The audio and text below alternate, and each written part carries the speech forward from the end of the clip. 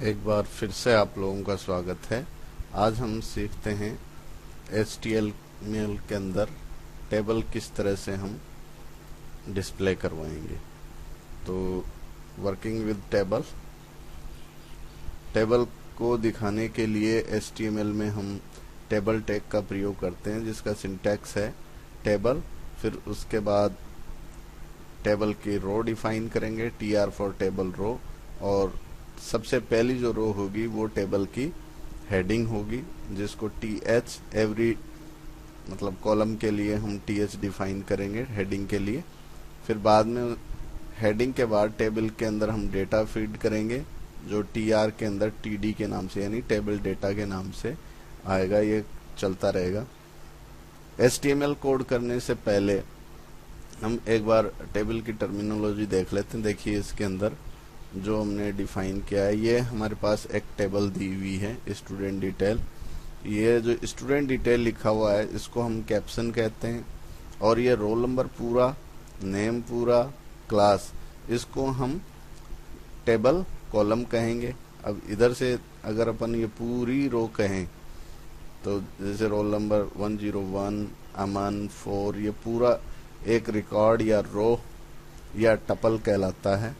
इसको हम TR यानी टेबल रो के नाम से जानेंगे, और इसका प्रत्येक सेल जैसे 101, अमन 4, ये टेबल डेटा कहलाएगा। तो ये हमारी डिटेल थी इसकी टेबल की।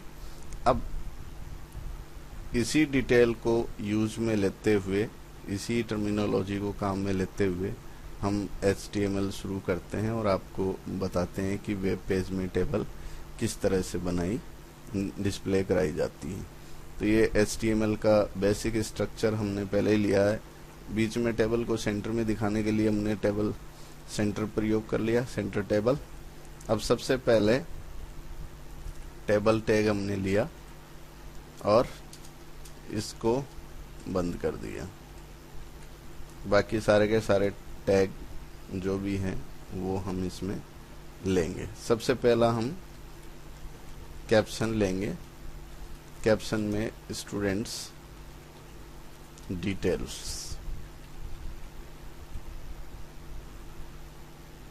और ये कैप्शन क्लोज। फिर उसके बाद सबसे पहले हम TR यानी टेबल रो की लेंगे। इसके अंदर पहला TH table heading, roll number, फिर TH यानी दूसरा हेडिंग, नेम आ गया। फिर उसके बाद TH तीसरा हेडिंग आपका आ गया, क्लास। और उसके बाद हम टेबल रो को कर देंगे बंद। उसके बाद फर्स्ट डेटा यानी TR TD अमन, फिर उसके बाद TD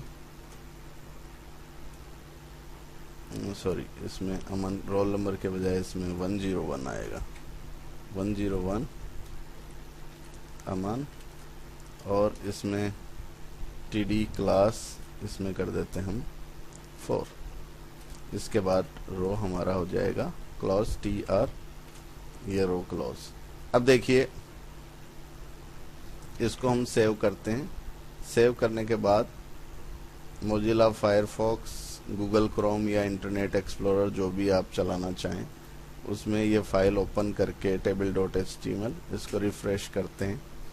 अब ये देखिए, इसके अंदर डेटा स्टूडेंट डिटेल्स कैप्शन आ गया, रोल नंबर, नेम, ये हेडिंग आ गया, 101 अमन, और ये 4, ये आपके पास आ गया टेबल का डेटा। लेकिन इसमें बॉर्डर कहीं नहीं दिख रहा, तो बॉर्डर इसमें शो करने के लिए हम क्या करेंगे, इसमें ये आपका जो टेबल है टैग, इसमें लिखेंगे बॉर्डर, और बॉर्डर लिख के बॉर्डर की जो वैल्यू होगी वो इसके अंदर हम लिख देंगे। ठीक है, बॉर्डर की वैल्यू 1 लिखी हमने। अब फिर से इस पे जाके रिफ्रेश करेंगे तो ये हमें बॉर्डर भी शो करेगा। ठीक है, अब इसमें एक रो आपने और ऐड करनी है, तो सिंपली पहले वाली रो को कॉपी कर लीजिए ताकि कोड बार बार टाइप ना करना पड़े, और इसको पेस्ट कर लीजिए, इसको 2 कर लीजिए, इसको नाम को बदल लीजिए, और इसमें सपोज क्लास 3 कर लीजिए, और आपने इसमें डेटा लेना है और एक बार कॉपी कर लीजिए, पेस्ट कर लीजिए, ये 3 यहाँ पर ले लीजिए अमित, ये 5 कर लीजिए। अब इसको सेव करके देखिए, सेव कर लीजिए, और सेव करने के बाद रिफ्रेश करिए इंटरनेट एक्सप्लोरर या गूगल क्रोम में आके, तो इस तरह से ये डेटा आपका ऐड हो गया। ठीक है, अब इसके अंदर आप चाहे बॉर्डर का कलर देना चाहते हैं या हेडिंग का बैकग्राउंड कलर देना चाहते हैं तो दे सकते हैं। उसके लिए आपने क्या करना है, यहाँ पर ये करना है बीजी कलर, टेबल रो, जिस भी रो का आपने बैकग्राउंड देना है। जैसे मान लो आप बीजी कलर के रूप में येलो करना चाहते हैं, येलो, येलो हो गया। अब येलो करने के बाद वापस इसमें जाइए क्रोम में और इसको रिफ्रेश कीजिए, तो ये कलर आपका आ गया आपके सामने, येलो। अब आपने सपोज बॉर्डर का कलर भी देना है तो बॉर्डर का कलर दे दीजिए। उसके लिए आपने यहाँ पर बॉर्डर कलर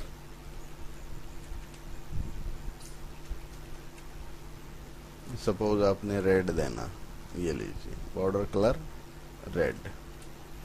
वापस आइए क्रोम में और इसको रिफ्रेश कीजिए, तो बॉर्डर हमारे पास रेड आ गया। अब इसके अंदर हम थोड़ा सा स्पेस देना चाहेंगे, तो स्पेस भी आप दे सकते हो इसके अंदर। सेल स्पेसिंग सपोज 5 स्पेस देना चाहेंगे। ठीक है, तो स्पेस 5 आपने दे दिया और रिफ्रेश करके इसका ये देखिए रिजल्ट आपके सामने आ गया सेल स्पेसिंग का। सेल पैडिंग आप देखिए, सेल पैडिंग